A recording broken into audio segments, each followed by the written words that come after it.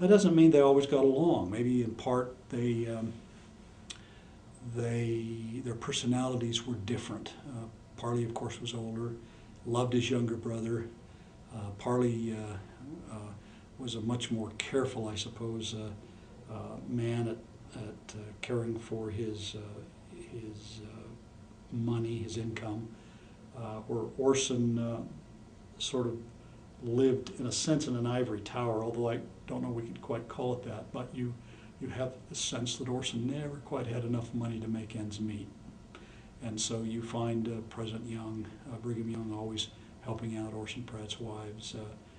But it's a tribute, I think, to Brother Orson that anytime Brigham Young wanted something done, had a special assignment, he could always turn to his great apostle, whom early writers called the Paul of Mormonism, because he was so dramatic and very powerful in his presentations.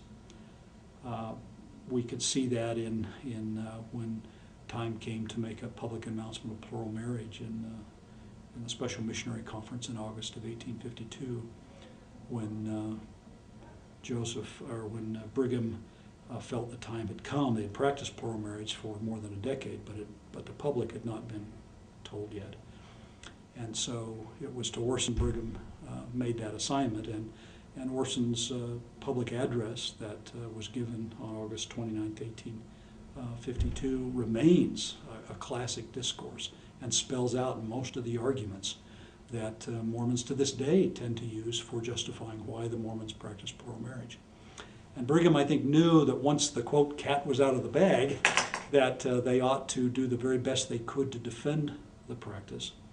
And so Orson was assigned by President Young to go to the nation's capital and there publish a periodical primarily to defend the church against what he knew would be the more serious attacks against their marriage system. And so in about 12 issues covering each month through 1853, Orson printed an installment a month for 12 months defending the practice of plural marriage. And to this day, I think it remains the finest and most extensive defense of plural marriage in our literature.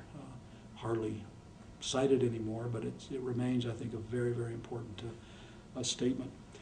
Orson was interested in the prophet, as Parley was. Orson got permission from Lucy Mack on the way to one of his missions in Europe, and to print her as yet unpublished family memoir.